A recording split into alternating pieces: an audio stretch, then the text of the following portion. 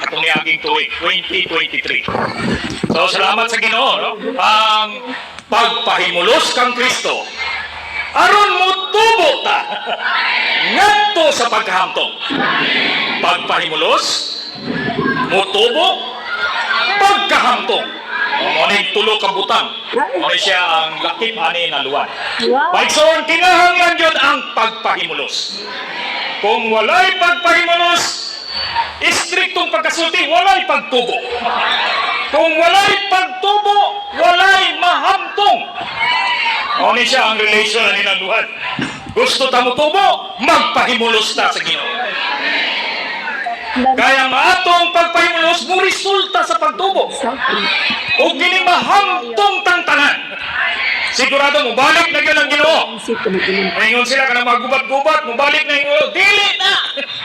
Sayon na ka